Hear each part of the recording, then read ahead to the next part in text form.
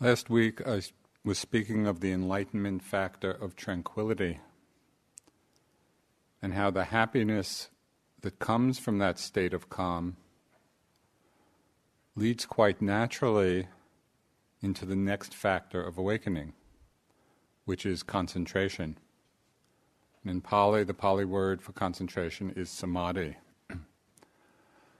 So tonight I'd like to speak about this enlightenment factor of concentration, of what it is, of why it's important, and how to develop it in a relaxed and balanced way.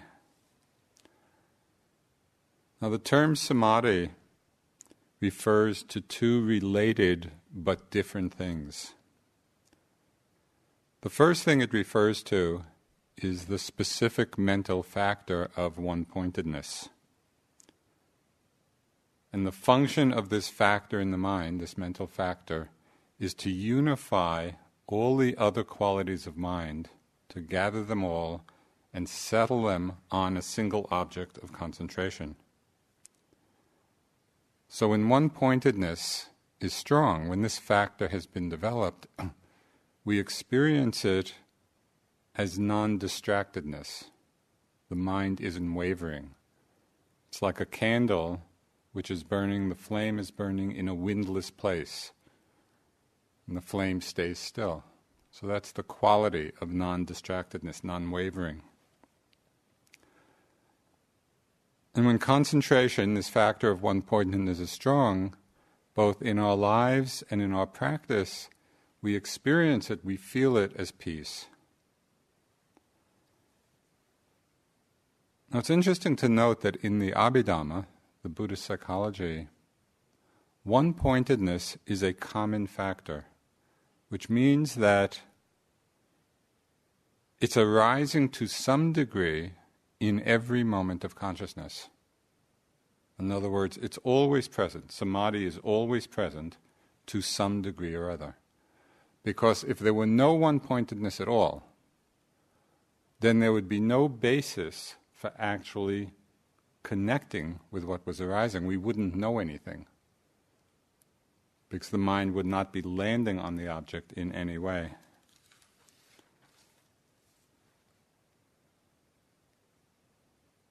So we might think, great, Samadhi is always there. What do we have to do? But even though there's some degree of one-pointedness which is always present, in order for us to know anything, this factor of mind, as we know, is often weak and unstable. And the Buddha described this situation quite clearly in a verse in the Dhammapada.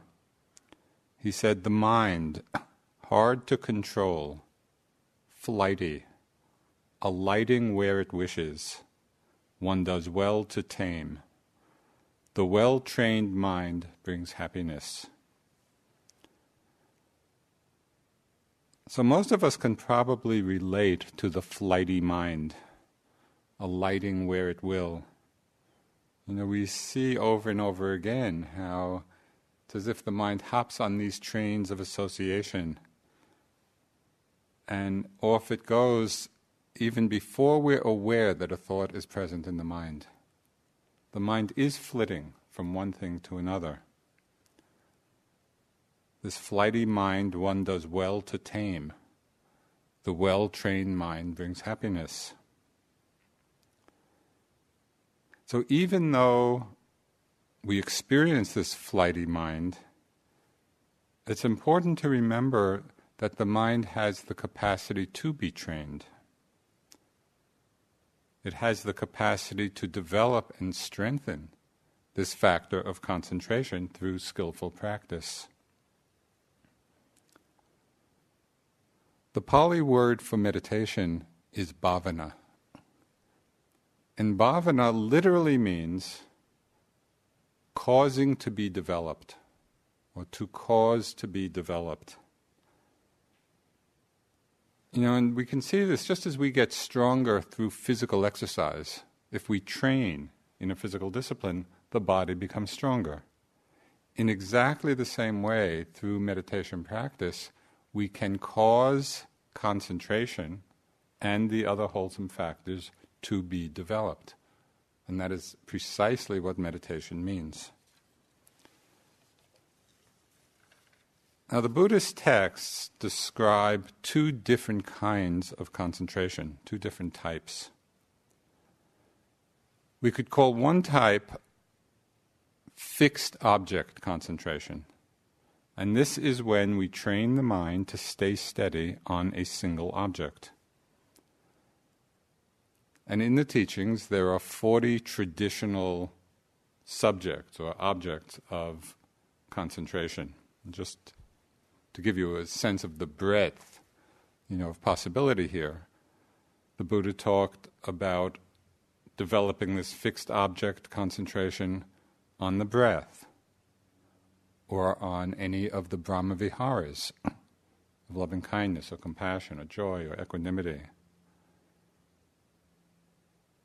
We can develop concentration on what are called kasinas, which are discs, usually colored, but it could be of earth, it could be of water, where the mind takes that disc as the object of concentration and keeps the mind steady on it. There are concentration practices on the 32 parts of the body. There's a whole series of concentration practices which probably would be useful to us as we age on various stages of decaying corpses.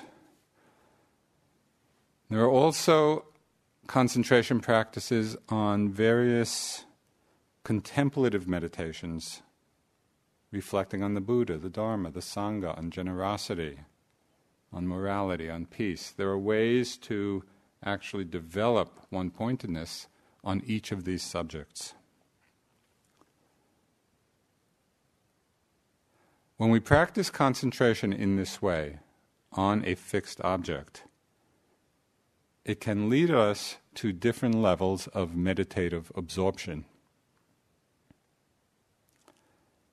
So this is the first type of concentration, of one-pointedness. The second type of samadhi is called momentary concentration. And this is a strongly developed factor of one-pointedness that arises continuously, moment after moment, but on changing objects, where we're not trying to keep the mind steady on a single object. We're aware of the flow of changing objects, but in each moment, the mind is steady and one-pointed on whatever's arising in the moment. When there's a continuity of mindfulness, and this is how this momentary concentration is developed, when there's a strong continuity of mindfulness, then the momentary samadhi becomes very steady, very stable. And as it increases in strength, this kind of momentary concentration, we begin to feel a very natural and easeful momentum in the practice. Because this momentary concentration, when it's strengthened, when it's steady, keeps the mind from wavering, from being distracted. So this kind of concentration doesn't lead to absorption, doesn't lead to those kinds of absorbed states, but rather it's the basis for different kinds and different levels of vipassana insights. Okay, so now I want to come back to the two meanings of the word samadhi.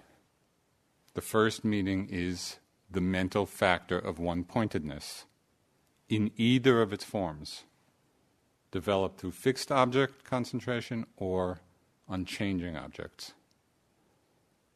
So samadhi means one-pointedness in either of those ways. The second meaning of the term samadhi is more general. It has a more general significance and refers to the whole range of meditative states as the concentration deepens. And so samadhi in this sense, in this more general sense, is not limited to just the factor of one-pointedness when it's referring to the different levels of deepening concentration, the many different states of mind that arise. Samadhi here then includes all the factors of those states. So it could include factors of rapture and joy and calm and tranquility. So many other factors are brought in this more general meaning of samadhi. This general meaning is meditative states. Okay, so samadhi means the particular factor of one-pointedness. It also means, more generally, meditative states of concentration on various levels. So in order to understand this enlightenment factor of concentration, so remember we're discussing the factors of enlightenment, there's one more term to explore. And this term in Pali is jhana. That's Jhana. Now the literal definition of jhana is to meditate. So jhana means meditation. But it's used to describe different levels of samadhi, different levels of concentration. There was a great Buddhist commentator, his name was Buddhaghosa, who lived sometime way back then. And he describes jhana as having the characteristic of contemplation. And he then goes on to clarify that. And it's a clarification that will serve us well as we want to understand concentration as an enlightenment factor. So Buddhaghosa talks of jhana as being contemplation both of a single object, and this is the one-pointedness that leads to absorption of what we usually call jhana. But he also says that jhana means contemplation not only of a specific object, it also means contemplation of the characteristics of phenomena. So jhana in this sense, contemplating the characteristics of phenomena, this is the concentration which leads to meditative insights. So these deepening stages of insight are sometimes called vipassana jhanas. On a fixed object, the mind becomes absorbed. It's the jhana of absorption. When we're contemplating the characteristics of phenomena, this leads to insight and what are called the vipassana jhanas. So this is just to kind of give you some framework of understanding these terms. Over the last years, as most of you know, there has been a growing interest in jhana practice, and particularly the states of absorption. Not surprisingly, though, different teachers have very different views both on what these states are and how best to develop them. So some of the differences of views regarding jhana, and particularly the absorptions, some of the differences have to do with what depth of absorption is needed for it to really be a jhanic state. Right? People have different views and ideas about this, of whether one loses all awareness of the body and the physical senses in those states. That's some view of jhana. Other teachers say that in the jhanic state there is still awareness of subtle bodily energies. Some teachers in the practice of jhana emphasize the arising of the nimitta, which is a mental sign or a mental image. And that nimitta, or that mental sign, becomes the object of jhana concentration. Other teachers speak of the jhanic factors, like rapture or joy, as themselves being the nimitta. And so in those techniques of practice, one is actually focusing on the feeling of rapture or the feeling of joy. So you see, there's quite a range of interpretation. Some teachers say that insight can be developed while one is in the jhanic state. And other teachers say impossible. You need to actually come out of jhana in order to contemplate the changing nature of phenomena. So what do we do with all this? There's so many different views. Even though different teachers and schools and traditions understand differently what the Buddha meant when he repeatedly emphasized the importance of experiencing jhana and the development of it, there is still fundamental agreement, and I think this is what's most important. All the teachers agree that deepening states of concentration, deepening states of samadhi, of unification, of steadiness, of non-distractedness of mind, that all of these deepening states are skillful in themselves and powerful supports for the development of wisdom. So we could just play in our own exploration of this, if one is interested. We can learn from different teachers and have the different experiences that arise from particular practices. So rather than getting attached to an opinion or a view on this matter, we just see, yes, jhana has been interpreted in different ways. The importance of deepening concentration is unquestioned in whatever way, whatever particular way we practice. So this is a little bit of a description of what concentration is. The second question to consider is, why is it important? Why is it important to develop samadhi to whatever level? The Buddha often spoke of how wisdom is born from concentration. I just want to read from one of the suttas. For one who is concentrated, one knows and sees things as they really are. For one who is concentrated, one knows and sees things as they really are. For one who knows things as they really are, turning away and dispassion arise. For one who experiences turning away and dispassion, it is a natural law that knowledge and vision of liberation will arise.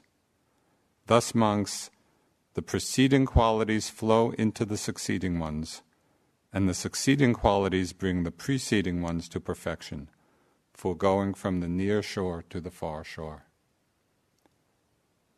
So we can see in the sequence how concentration is the foundation. Concentration is the basis for the deepening of the wisdom that leads to liberation.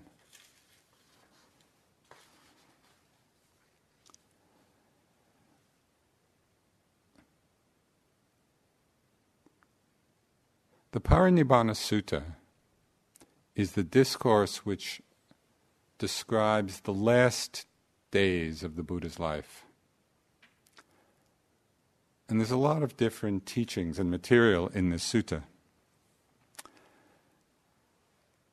And in it, the Buddha lays out what he calls the 37 Principles of Enlightenment.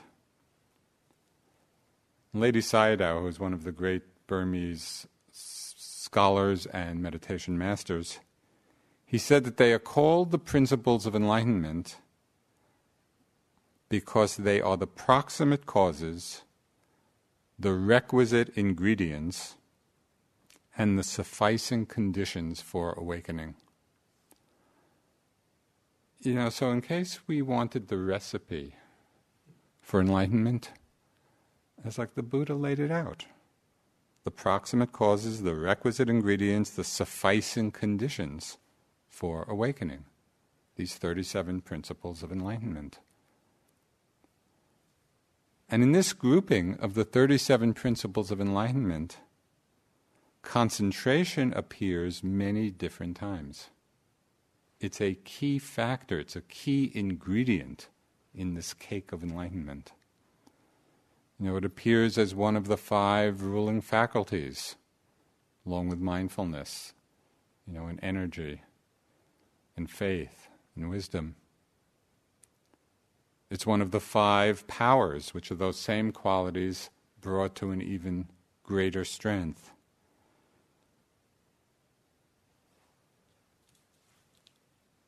As a power, they're described, their qualities with a fearless firmness.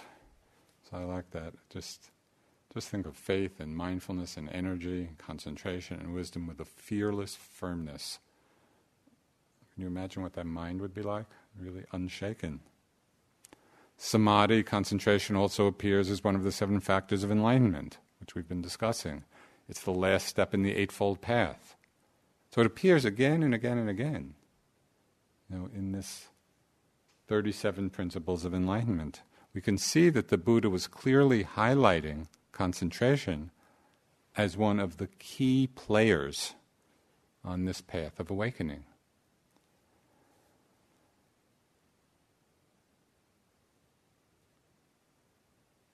There's one discourse where the Buddha described 4 developments of concentration. And each one, in turn, answers the question, why is it important? So I thought I would just briefly go through these 4 developments. The first development of concentration, the Buddha said, is that it leads to a pleasant abiding here and now. Samadhi is a pleasant place to hang out. And I'll just read to you the definition of the first jhana, right, which is the first level of absorption. There is the case where a bhikkhu, quite withdrawn from sensuality, withdrawn from unskillful qualities, enters and remains in the first jhana.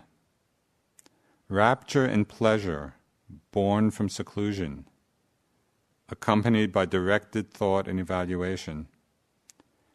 He permeates and pervades, suffuses and fills this very body with rapture and pleasure, born from seclusion. There is nothing of his entire body unpervaded by rapture and pleasure, born from seclusion. Sounds nice.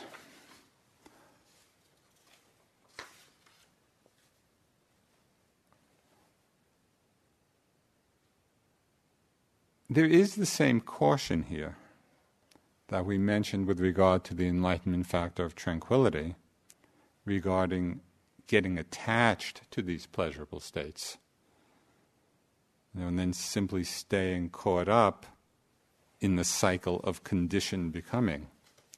So there is that danger of attachment, but still the Buddha, in countless places in the discourses, he refers to the jhanas over and over again, in so many suttas.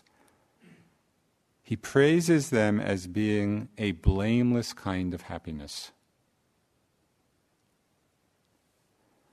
We can see in the Bodhisattva's own quest for enlightenment, and you probably, most of you know this story, he spent 6 years engaged in the most severe austerities in an effort to awaken.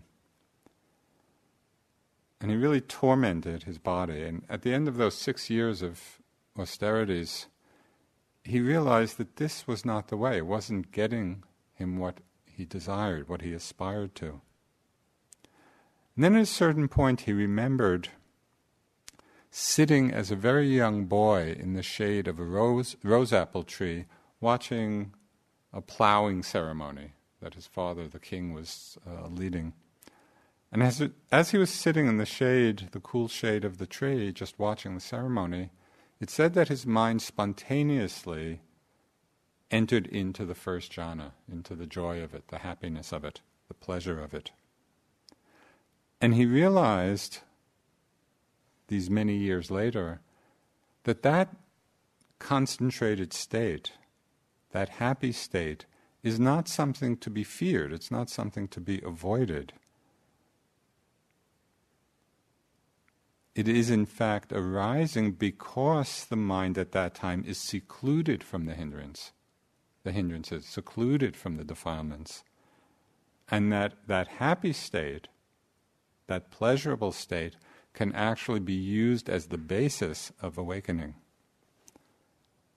So he had this remembrance, and as you know, he sat down that night under the Bodhi tree, entered into the first and then succeeding jhanas, and through the great strength of his concentration then, he began to explore the mind, to explore the causes and the end of suffering. And then, as the legend goes, just at the first sight of the morning star, when it first appeared in the sky, his mind awakened to full liberation.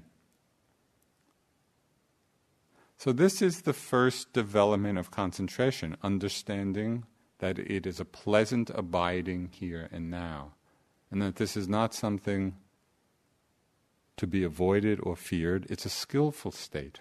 It's a wholesome state.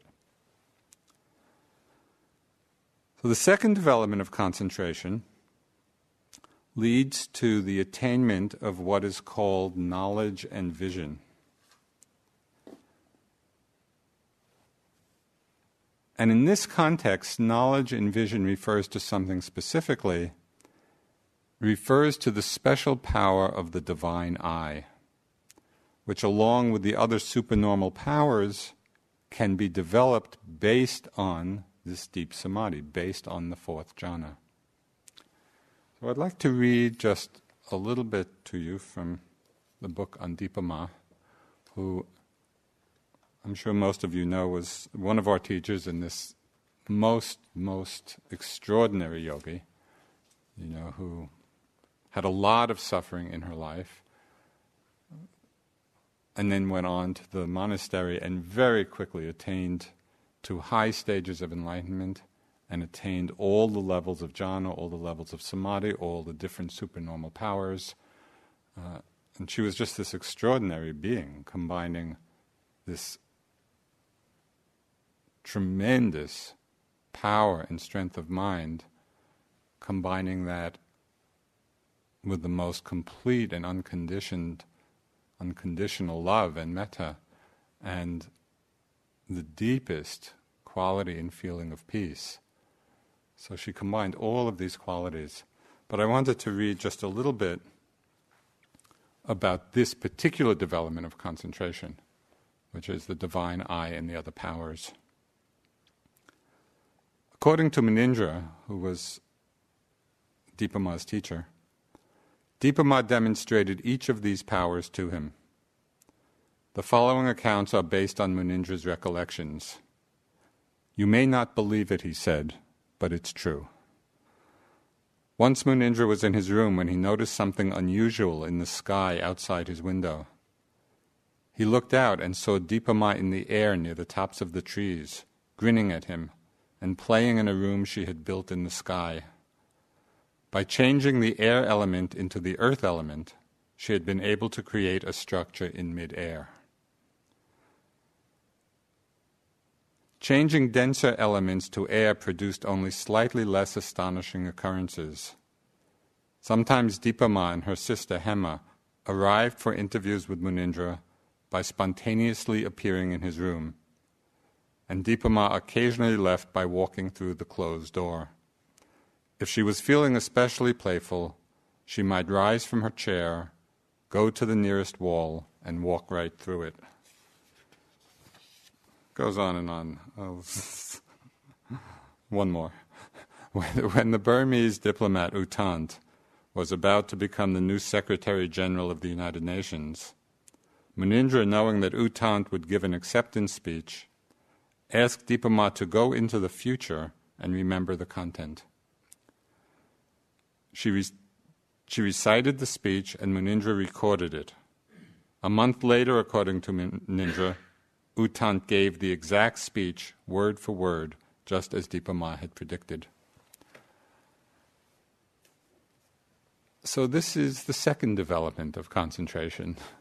The first is the pleasant abiding here and now, and the second is the potential of mind for these extraordinary powers. And as Munindra said, it's very hard, especially coming from a Western viewpoint, it's very hard even to believe that it's possible. That's why I like what he says. You don't have to believe it, it's true.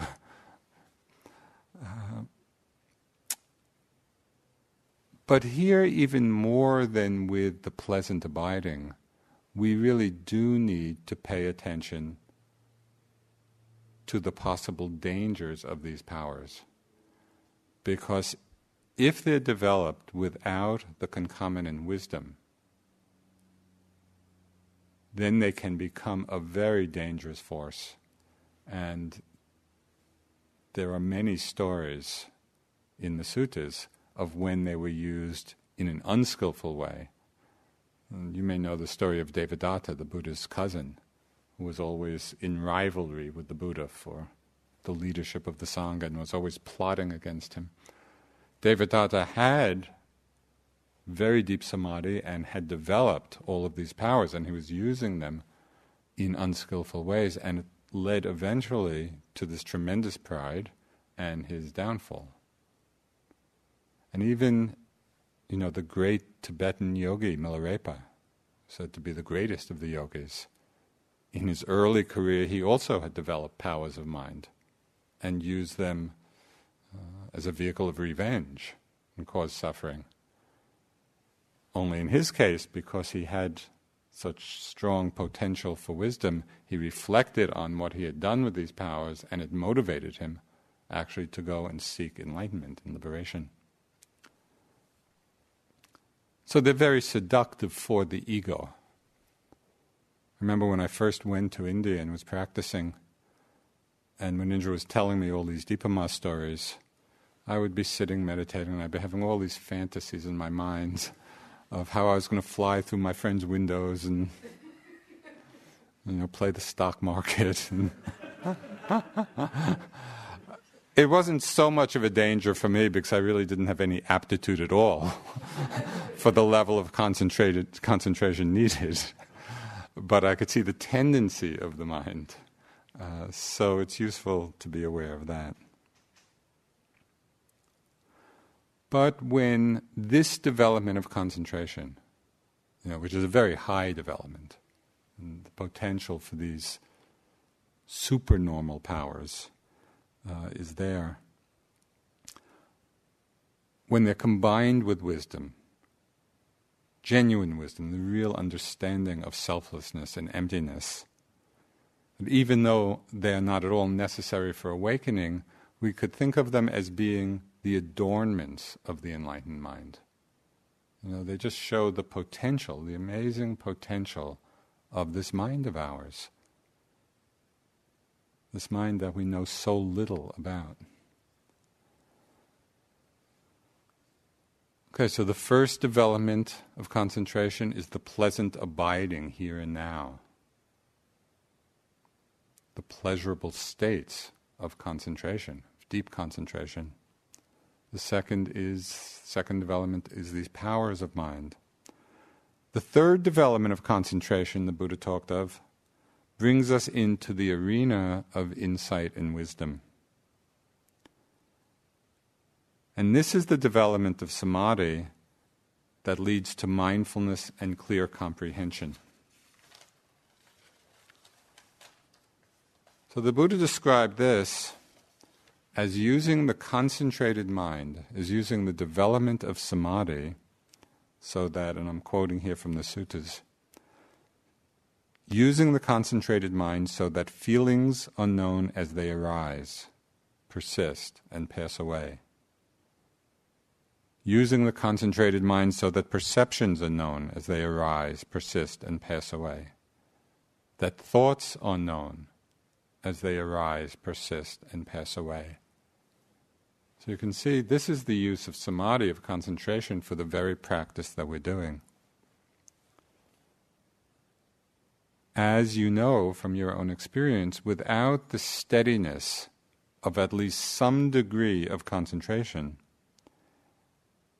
it becomes so easy to get caught up in feelings and perceptions and thoughts, taking them to be self, taking them to be I. And where we get carried away on these trains of association, of reaction, of judgment, not seeing clearly their arising and passing. It's the power of concentration, this one-pointedness, the steadiness of mind, undistractedness of mind, that allows us to see clearly. That's why wisdom is born from concentration.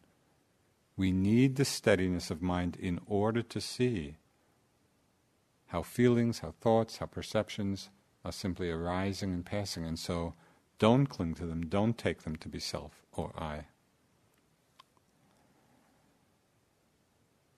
It's through the power of a steady mind that we're able to see what is really going on.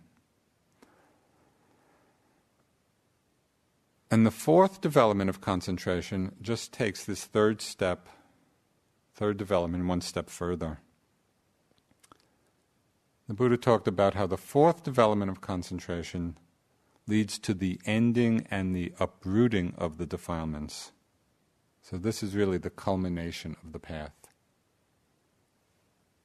This is using the power of concentration, the power of strong samadhi, to see with such deep insight that the defilements not only are kept at bay, but actually uprooted from the mind stream.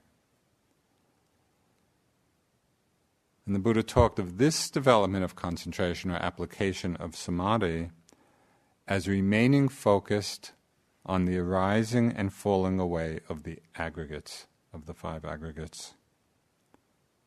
So this is concentration used in the service of liberating wisdom. And again, this is a very direct teaching from the Buddha in this regard.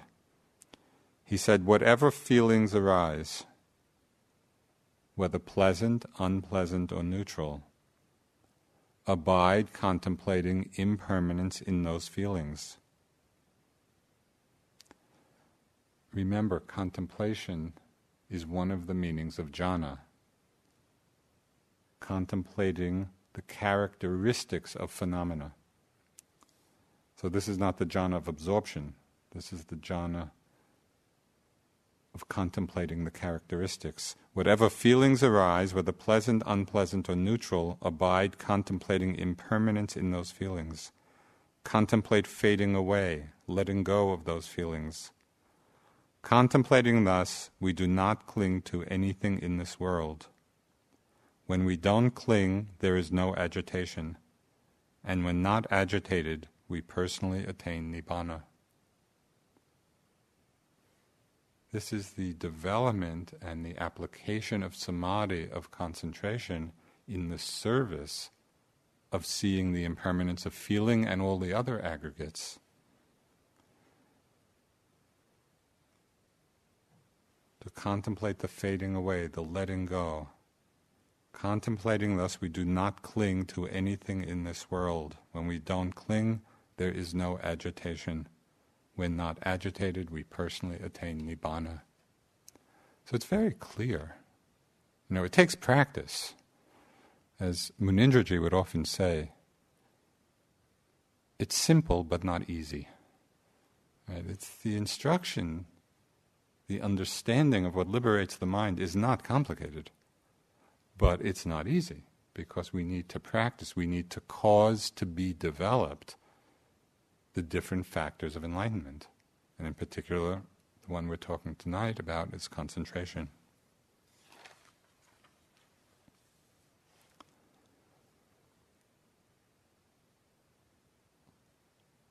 Now what's interesting is that these insight practices of seeing the rising and falling away of all phenomena can be done either with the strong samadhi of momentary concentration or by using the meditative absorption as the basis for this investigation. So we can use either form of concentration. Now Sayadaw U Pandita described the relative power of these two methods, right, of whether we use jhanic absorption for insight or momentary concentration. He said momentary concentration is like swimming across a lake. And absorption, jhanic absorption, is like having a motorboat. So for someone who has a motorboat, the journey is obviously much quicker and more enjoyable.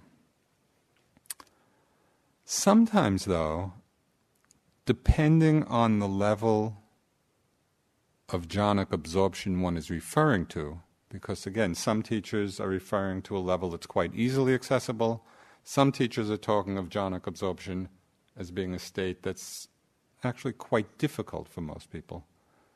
So depending on which level we're talking about, and also on one's own particular background in parami. Some people, for whatever reason, whether it's from practice in this life or previous lives, they have a natural affinity for deep samadhi. This is a skill that they come into life with, and it's very easy and natural for them. Others may not have this parami well developed, and so it's much more of a struggle. So even though going across the lake in a motorboat is much quicker and more enjoyable, for some people it might actually take less time to swim across the lake than to build the boat. So we need to recognize what our own particular skills are in practice, what our strengths are.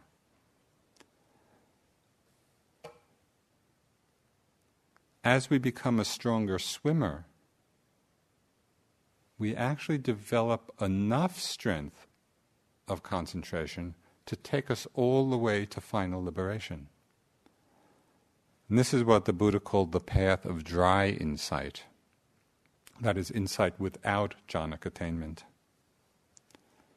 Although using this example, the jhanic motorboat might better be called dry, and the path of the swimmer in the water we could call the path of wet insight.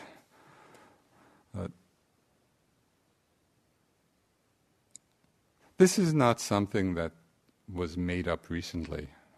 The Buddha actually referred to these two different paths. And there's a sutta, in the Pali text, where someone came to a group of enlightened monks. They were arhants.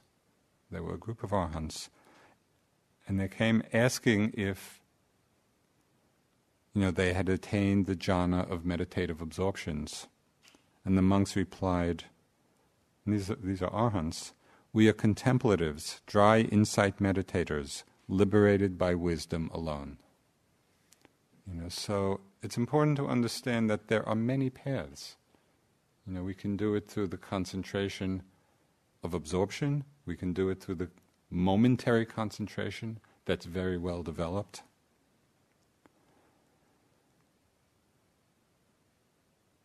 So as we hear about these different ways, we just kind of explore for ourselves what is most suitable, what serves us the best in our own practice at any particular time.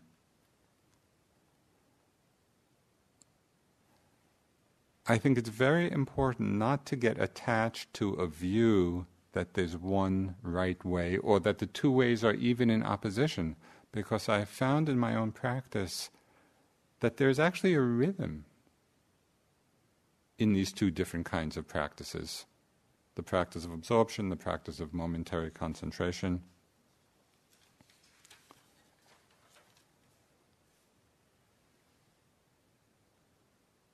And when I first went to India, I had just finished my time in the Peace Corps. I had come back to America, tried to practice by myself, realized I need some guidance. So I went back to India. This was in 1967, and I was just 23 years old. Ended up in Bodh Gaya, met Munindraji, and when I sat down the first time, I had some kind of little light, in my mind. So I was very excited. I told Munindra about it. And having just trained Deepa Ma, maybe he thought, oh, maybe there's another Deepa Pa. So he said, well, why don't you just concentrate on the light? So I started doing that, and light, just repeating, focusing on the light. Within a few days, I was a wreck. I was just struggling so much and trying so hard and making so much effort. And this was my first real experience of meditation. I didn't have any understanding of how to work with my mind, how to work with the hindrances. All I knew, light. So after a few days, it became very clear that this was not going to work very well. So Munindra then said, well, why don't you, go back and just do the Vipassana mindfulness practice. So I switched over to Vipassana. And when I started that, I still had no concentration.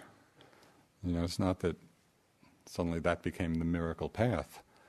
So I was sitting in those early days and my mind was just thinking all the time. I would sit down and think for an hour and get up. And it was great. The hour went quickly. It was very entertaining. But it was quite clear I wasn't really getting any place. So then I began to make a little more effort in my practice, And slowly, as I tried to bring the mind back to the breath, I became more familiar with the hindrances, how to work with the hindrances, which, were coming up. But it still felt like quite a bit of a struggle. Always trying to bring the mind back again and again and again. I had very strong commitment. I didn't have any doubt about the practice. I knew this is exactly what I wanted to be doing. But it wasn't easy. It was a real struggle with my mind. And then on one of my trips back to the States and then going back to India, I saw a movie, this was kind of the late 60s. Maybe some of you remember. It was a movie called Charlie, which was based on a short story, Flowers for Algernon. And basically, the part of the movie that really touched me a lot was, there was a scene which just showed people being cruel to somebody who was mentally challenged. And I saw that, and that was in the context of a whole other story. But I just saw this scene, and I had this strong desire to do more metta, to do some metta practice, feeling kind of the lack,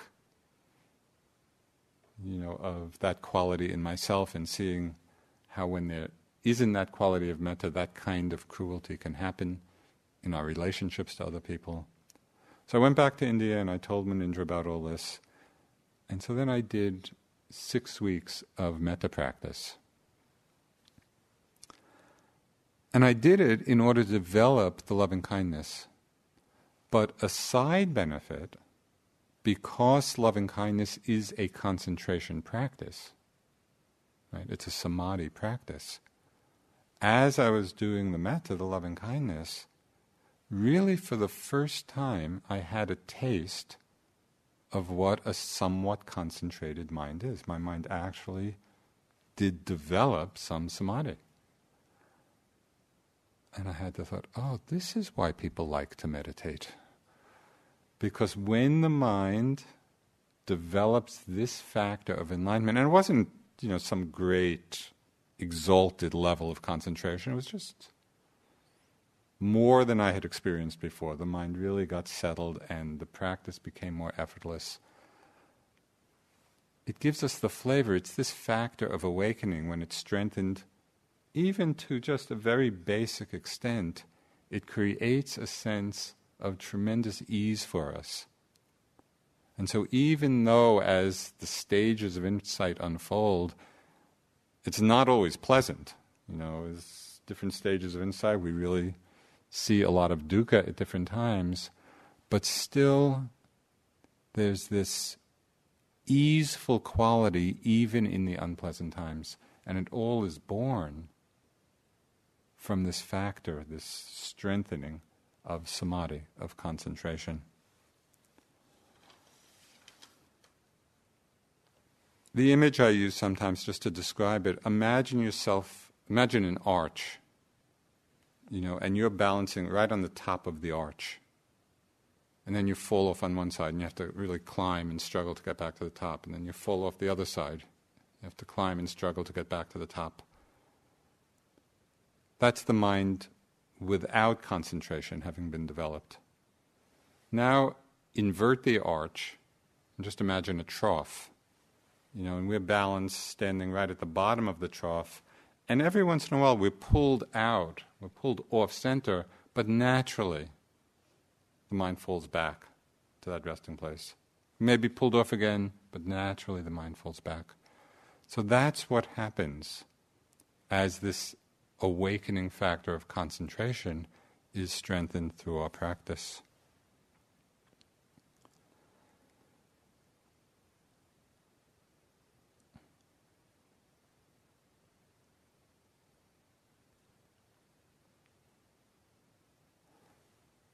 As you know, concentration, like everything else, is an impermanent factor. It will wax and wane, and sometimes it's stronger, sometimes it's weaker. But the more we practice it, whether we're practicing it in the form of momentary concentration, whether we're practicing it in the form of meditative absorption, in whatever way we're developing this factor, as it becomes stronger, we establish a base of steadiness, of ease, of steadfastness.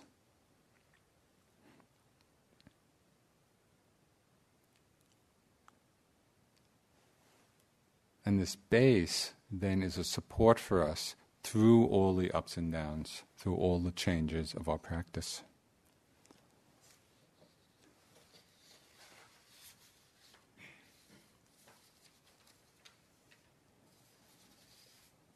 So next week I'm going to continue the discussion of this factor of enlightenment and concentration, particularly how we can practice it.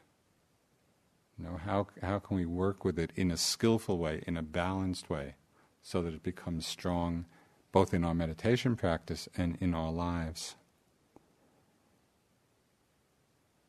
I'll just close with a teaching by a Tibetan master, Dziga Kongtrul. And it's just a good reminder for us, I think. The potential for realization is universal and present for all of us. True benefit will come from your own efforts and realization. For your efforts to bring benefit, you must take your life into your own hands and examine your mind and experience. From this point of view, nobody could be kinder to you than yourself. Nobody could have a greater effect on you or actually do more for you than yourself. The Buddha said, "I have shown you the path of liberation. Now liberation depends on you." This is really true. If you don't take your life into your own hands, not even the Buddhas can make a difference. It's up to you. So let's sit for a couple of moments.